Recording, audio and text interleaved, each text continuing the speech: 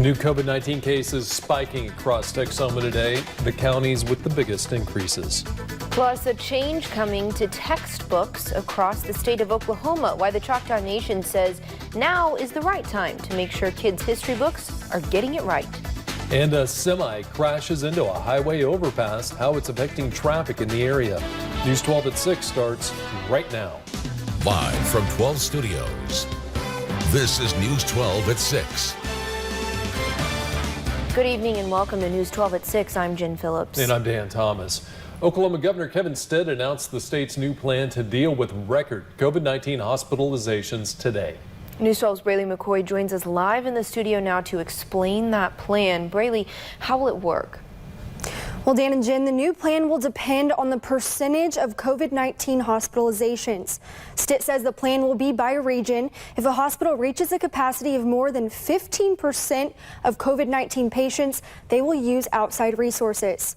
If hospital capacity is between 15 and 19% COVID-19 patients, hospitals can bring in help from the Medical Reserve Corps and transfer patients. More than 20% capacity, hospitals will suspend elective surgeries and add staffing. More than 40% limits surgeries to emergency only. A region has to maintain one of those percentages for 3 consecutive days before any action is taken. Stitt says patients can be transferred between hospitals and regions if necessary to prevent overcrowding in certain hospitals. The important thing for Oklahoma to understand is we have capacity to treat COVID and non-COVID patients. We're under 15% of COVID patients in the hospital, and we have plans in place if that number continues to rise. Well, Stitt also says he has no plans of a statewide mask mandate. He will leave that up to local governments. Live in the studio, Braley McCoy, News 12. And let's take a look at the latest coronavirus numbers across Texoma. Cook County is reporting a new death today, a man in his 70s. That makes a total of 214 COVID-related deaths across Texoma. Also close to 200 new COVID cases reported across our viewing area today. Stevens County, 32 new cases. Cook County adding 31. Carter County with 30. Pontotoc County, 18. Garvin and Bryan counties adding 14 each. McCurtain County has 12 new. Murray County reporting 10 new cases. Right now, Texoma has seen more than 13,000 people infected with the virus. There's close to 1,800 cases that are currently active, and more than 11,000 people have recovered. And starting in a few weeks, Pottsboro ISD will switch to in-person learning only. Superintendent Kevin Matthews said in a letter to parents, in-person learners are doing 5 times better than remote learners. Pottsboro students who are doing online learning right now have 3 options. You can return to school, you can switch to homeschooling, or you can go find another district. That'll start November 9th. And Honey Grove also moving students back into the classroom. The last day of online learning will be October 30th for them. The district says they made the decision to move back to in-person classes because a majority of the remote students are struggling. Unlike other schools in the area, Honey Grove ISD will allow students with diagnosed health conditions to file to continue remote learning. Well, for the 5 civilized tribes of Oklahoma, history is in the making. With the recent Supreme Court ruling, the Choctaw Nation felt it was the best time to correct their history in local school textbooks. News 12's Emily Tabar found out how they're planning to do that. Somebody needed to correct the record, and pretty quick. The project sparked after the Supreme Court ruling of McGirt versus Oklahoma in July. One of the things that we realized was all of the high school students were going to start going back to school in August, and we wondered what the history textbooks were teaching them. Bradley Gernand and a team with the Choctaw Nation got a hold of history books currently used in schools. All 3 of them are very sympathetic to the 5 tribes, but they all very clearly state that the tribes and their governments and sovereignty and domain all ended in 1907. The Oklahoma State Textbook Committee told the nation the books couldn't be changed for another 6 years, so they made their own supplemental course to outline the yesterday, today, and tomorrow of the Choctaw Nation. The historians helped us figure out what the yesterday aspect was. The communications staff helped us figure out where we stand today.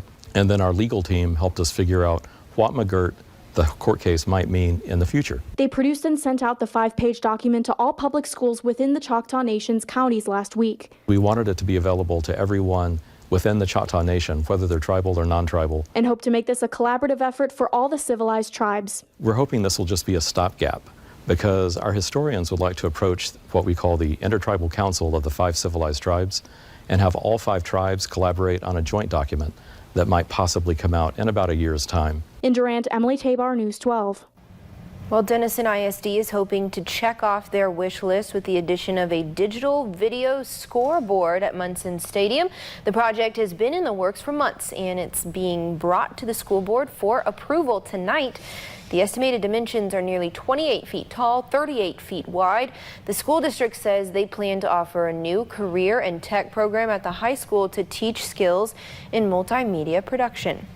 The fact the stadium is located downtown gives us a lot more exposure for community events as well as for school events. And so it's going to be something I think the community is going to feel it's special. Well, Scott says the video board would cost around $570,000 to install and is set to be paid entirely by sponsorships and community partners. All right. Wow. Pretty impressive. Jumbotron. Yeah, that could be really cool. Well, if you're wondering what's going on at the Denison Walmart this evening, speaking of Jumbotrons, listen up. Yeah, this is also really cool. Dozens of cars are spread out facing the big screen. News 12's Nina Quattrino is live outside there now. Nina, what is going on? That's right, Jen, Dan. Now the gates are just now opening up for a 7:30 showing of Back to the Future, and it's going to be played right here in the Walmart parking lot on the big screen. And setup was underway earlier today. We watched folks set up spaces and measure them exactly 6 feet apart. Definitely social distancing. Masks are required for everyone who leaves their cars. And the movie starts tonight at 7:30. Like I said, the gates are opening up right now. Cars are coming in to grab their spots.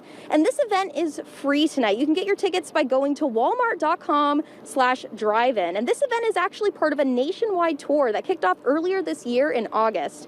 But it actually ends tomorrow. So if you didn't get a ticket for tonight's movie, be sure to reserve your spot for tomorrow night. It's going to be tomorrow night here, same place, same time. It's going to be a different movie, but we'll have more information tonight at 10. So for now, reporting here live in Denison, Nina Quattrino, News 12. All right, Nina pulling the tough assignment tonight. Yeah, I know. She definitely got the fun one. A little jealous there. Well, let's take a peek at tonight's weather. It's pretty perfect out there for a little screening. Yeah, absolutely. Roll the windows down for that one. Chief Meteorologist Steve Lenore has the comparison and a look ahead to what tomorrow holds. Steve. That's right. That movie showing last night would have required a jacket. You're not going to need one tonight, though, thanks to temperatures that are about 20 to 25 degrees right now, warmer than they were this time yesterday. Everybody generally in the lower 80s in southern Texoma to some upper 70s, around 80 that are here at 79 degrees. So in about another hour, it'll fall off to the mid 70s. Not bad at all for a little movie viewing or just hanging out on the back porch. A warm night for this time of the year with a southerly breeze, kind of a little taste of spring in the air. And tomorrow, it may look like rain in the morning. I don't think we'll see any. Clouds will thin out to sunshine in the afternoon and back up to well above average temperatures. But I've got 2 cold fronts to tell you about, and one of those packs a serious punch. Got the numbers when I come back. All right, thanks, Steve. Well, a tractor trailer came unhinged after it got caught in a highway overpass in Howell. You got to see the video here. Right now, traffic going under the bridge on State Highway 381 has been shut down. Maintenance workers with TxDOT say the tractor trailer tried to pass under the bridge, but the harvester trailer that had attached was just too big. Got stuck, as you see there. Traffic on 75 still up and running. No delays there. Howell Fire says it's diverting traffic on the access roads away from the bridge. No one was hurt. Well, a family of 7 lost their home in a fire yesterday. Fire officials say no one was home at the time, but the home is a total loss. Jeremy and Patricia Briggle were at work, and their 5 kids, all under the age of 13, were at school when the fire started. Right now, they're living with family, but they need the community's help with getting back on their feet. Officials are still investigating a cause for that fire. And Sherman fire officials say that a building downtown that caught fire yesterday morning has just minor damage. Happened around 7:30, the former Grayson County Appraisal District building there on Travis Street. Crews worked for several hours to put out hot spots. Sherman Fire Assistant Chief Chris Olson says there's just minor smoke damage and fire damage throughout the building. Olson says the cause of that fire is still under investigation, though it is not believed to be anything suspicious.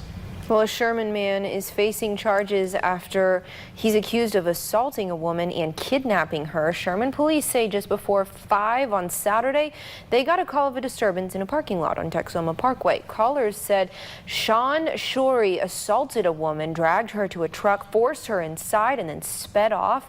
One witness said he assaulted her too, and she did have injuries on her face. Officers found Shorey's truck on Marshall Street, saw the woman with him was injured. He was arrested for kidnapping and aggravated assault causing serious bodily injury. Well, the FBI is seeking the public's help identifying the man who robbed a Tom Bean bank last week. Melinda Urbina with the FBI Dallas office says the suspect is a white man, mid-40s, between 6'2", 6'4", slim to athletic build. Happened Friday morning at the Bank Course South across from Highway 11 from the high school. She says that he forced employees to open the area containing the money, I guess the vault, but didn't display or threaten a weapon. He then fled on foot. No arrests have been made. Anyone with information is asked to call the FBI, and there is a number right there at the bottom of your screen. We're out at the Boots, Badges, and Gurney's blood drive in Ardmore. Coming up, we'll tell you how many lives could be saved by today's donations. And a live view from our southeastern tower cam. Look at that, a gorgeous sunset in progress right now. Steve's tracking the much needed rain chances. We'll tell you what it's looking like on the 7-day.